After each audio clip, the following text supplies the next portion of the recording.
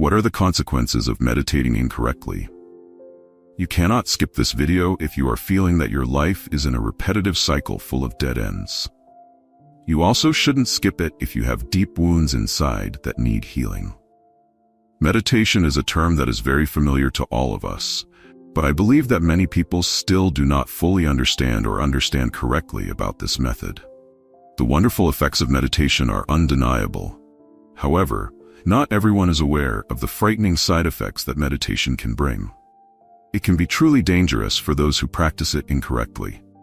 Therefore, today, let's explore the true nature of meditation, how to meditate properly to prevent unwanted harm, and together heal and enjoy this beautiful life. When meditation is mentioned, many people often think of it as a spiritual practice associated with Buddhism. However, in reality, meditation existed even before the birth of Buddha Shakyamuni. Meditation originated from ancient Indian philosophy, and it not only appears in Buddhism, but also exists in many other religions such as Christianity, Taoism, and Jainism.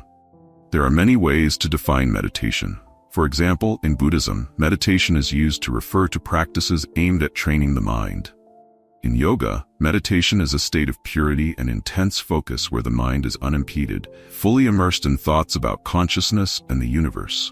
Therefore, in yoga, meditation is also called dhyana, which means the flow of the mind. According to the interpretation of the word, it is directing one's attention toward a single point, used as a religious act, or a means to help people regain calmness and relax their entire body. Another definition suggests that meditation is any action aimed at comfortably keeping attention in the present moment. When the mind is peaceful and focused on the present moment, one will no longer have objections to events of the past or future. It is the events of the past and future that are the two causes of nervous tension, which negatively affect our health. In short, although expressed in many different ways, the essence of these definitions of meditation shows that it is a method to train human concentration, thereby helping people become calmer and more peaceful to feel the inner tranquility deep within their hearts. Mindfulness meditation is the most common and widespread form that Buddha taught us. This meditation method originates from Buddhist teachings and is a popular meditation technique in the West. In mindfulness meditation, practitioners need to pay attention to their thoughts as they pass lightly through their minds. Practitioners should not judge or engage in these thoughts, but only observe and record their own feelings about those thoughts. Mindfulness meditation is a combination of concentration and awareness. Participants can clearly see the benefits when focusing on an object or their own breath while observing any sensations or thoughts in the body. In Buddhism, mindfulness meditation is part of the first level of the 4 jhanas, meaning the 4 levels of deep meditation divided into first jhana, second jhana, third jhana, and fourth jhana. These are the 4 levels of meditation that a practitioner can attain. The first is the first jhana. This level allows the practitioner to abandon worldly desires for the pure and complete inner peace without relying on external material desires. The practitioner remains in a state of calm and serenity. The first level of absorption, jhana, in the 4 jhanas, is the initial stage of deep concentration. Passing through this first level means that the practitioner has attained mindfulness and clear awareness, eliminating the 5 hindrances mentioned earlier. Mindfulness and clear awareness mean that we can reflect on ourselves, our way of living, and recognize the full essence of each moment in life. Mindfulness and clear awareness refer to a peaceful, serene life in everyday activities. With a clear mind that fully understands the object being encountered, aware of the task at hand. This is a form of applied meditation in daily life, manifested through mindful awareness of bodily activities. It leads to a calm, harmonious, and fluent state of mind, making all activities slow, graceful, and accurate.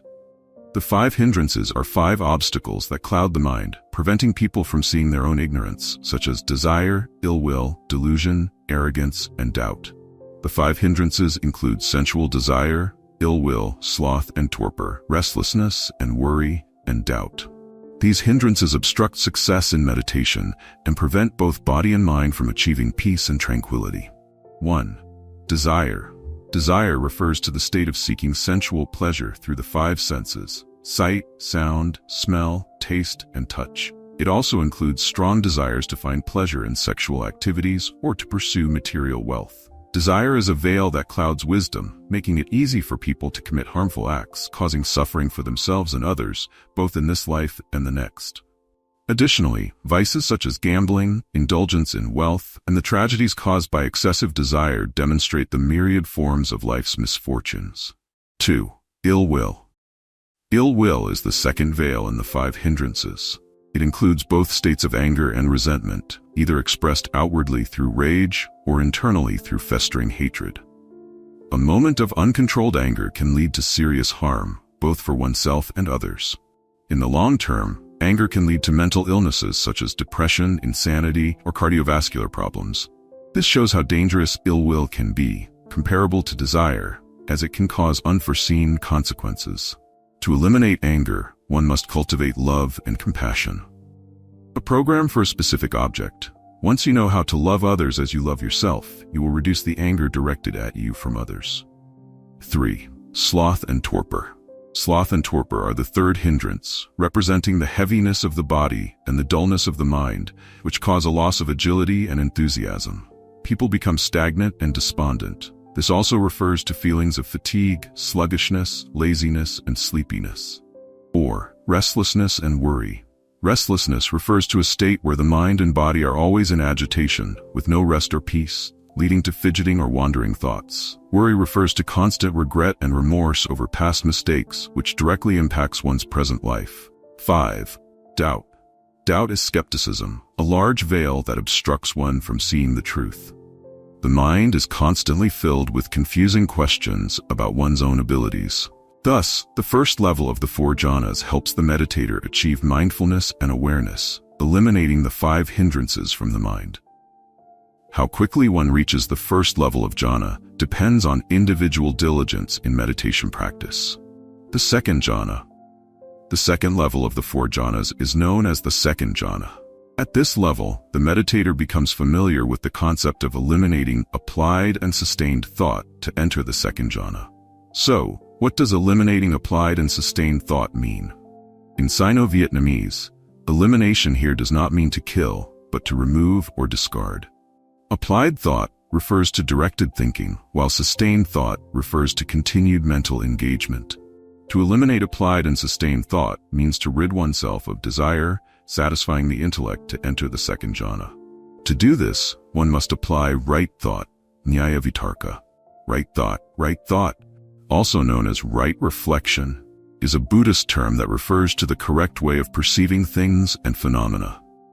According to Buddhist philosophy, it is a state of consciousness that arises due to the interaction between the senses and their corresponding objects, leading to the emergence of thoughts or a chain of thoughts. According to Buddhism, consciousness arises and operates as a result of the contact between the senses and their objects. This is called applied thought, or arising of the mind. Typically, applied thought or arising of the mind occurs in two directions, wholesome or unwholesome, depending on each person's habitual tendencies. If a person is still heavily influenced by desire, anger, and ignorance, their consciousness will arise in an unwholesome direction, referred to as unwise attention or misdirected mind. In contrast, a person not heavily influenced by these defilements will have a more wholesome mind. The fourth jhana. This is the final and highest level of the four jhanas, in which one achieves a state of equanimity, free from both pleasure and pain, and experiences a mind of purified mindfulness. To attain this state, one must focus entirely on a single object, such as the breath, using methods that direct the mind towards stillness. Through this, one can reach a state of equanimity, free from both pleasure and pain, and experience purified mindfulness, leading to the desired result. Pleasure and pain refer to bodily sensations, while joy and purified mindfulness are mental sensations. Thus, abandoning joy, equanimity, and the cessation of pleasure, pain, and purified mindfulness means abandoning bodily and mental sensations. Those who enter the fourth jhana experience complete stillness of both body and mind, with no movement or disturbance. In order to achieve this, the breath must be completely stilled. The practice of meditation has seen a significant surge in the past decade, with countless apps and guided products now available. It is increasingly seen in schools, workplaces, and even on street corners. However, recent studies have shown that mindfulness meditation can promote self-centeredness and a lack of empathy.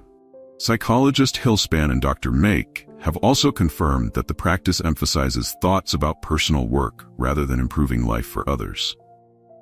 The framework of mindfulness draws heavily from Buddhism, using techniques practiced by Buddhists. However, mindfulness itself is not a philosophy. It is a form of meditation that encourages you to live in the present moment rather than dwell on the past or worry about the future. In essence, it teaches you how to live in the present. Living in the present can be quite challenging in the fast-paced modern world, where we often function like machines with little awareness of our experiences from moment to moment. When this technique was first developed to reduce stress, abbreviated as MBSR, mindfulness-based stress reduction, it was implemented as an 8 to 10-week program, with each session lasting about 2.5 hours. Sometimes there would be a full-day weekend retreat in a group setting, accompanied by homework assignments, usually meditation, mindfulness exercises like yoga, or using MBSR techniques in daily stressful situations. Thus, mindfulness for health and happiness is a skill that truly needs to be developed like any other skill.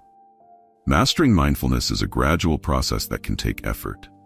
If you can take time to practice daily, it can truly become part of your life and won't feel like a chore. But for some people, it can be very difficult to find the time to do anything for themselves. Mindfulness may seem like yet another task to add to the schedule, which instead of relieving stress could make you feel even more stressed and pressured. Moreover, mindfulness also has its downside, which is that it can diminish empathy. A recent study from the University of Notre Dame examined whether mindfulness improves empathy. It is believed that because mindfulness focuses on the present moment without judgment, those practicing mindfulness techniques might be more in tune with others' emotions. However, in a study of 161 participants, researchers found that not only was mindfulness ineffective at increasing empathy, but for self-centered individuals, mindfulness actually made them less empathetic. An interview-based study of 60 Buddhist meditation practitioners showed that 88% of them had difficult experiences during their meditation practice. These challenging experiences affected their lives outside of their meditation sessions. Therefore, improper meditation practice can be very harmful. Indeed, some people seem to experience serious negative side effects at certain levels of meditation. Since the most precious thing in life is health, one should meditate to improve personal health and find a proper teacher to guide them correctly. In addition, there are currently many popular meditation methods widely practiced that you can apply. For example, mantra meditation. Mantra meditation, also known as chanting meditation, is a form of meditation prominent in many teachings, including those from Hinduism and Buddhism. This type of meditation often uses repetitive sounds to clear the mind. It can be as simple as a word, phrase, or sound, such as the Om chant in Tibetan Buddhism. The volume of the sound, whether loud or soft, is not important. After practicing mantra meditation for a long time, you will feel more alert and in harmony with your surroundings. This also allows you to have a deeper level of awareness. Some people prefer mantra meditation because they find it easier to focus on a word than on their breath. It is also a suitable method for those who dislike silence and prefer activities that involve repetition. Spiritual meditation. Spiritual meditation is widely practiced in the religions of Eastern countries, such as Hinduism, Taoism, and even within the Christian faith. Spiritual meditation is similar to prayer in that it requires us to reflect on the silence around us and seek a deeper connection with God or the universe. Aromatherapy oils are often used simultaneously to enhance the spiritual experience. Spiritual meditation can be done at home or in places of worship, and it is well suited for those who enjoy quietness and are seeking spiritual growth. Focused meditation. Focused meditation is a method that requires participants to focus intensely, using any of their 5 senses. For example, one can concentrate on something communal like breathing, or utilize external actions to help direct attention, such as counting beads, listening to the sound of a bell, or staring at a burning candle. Focused meditation may sound simple in theory, but it can be relatively challenging for beginners to maintain focus for a few minutes. If the meditator becomes distracted, it is important to return to the practice and refocus as much as possible.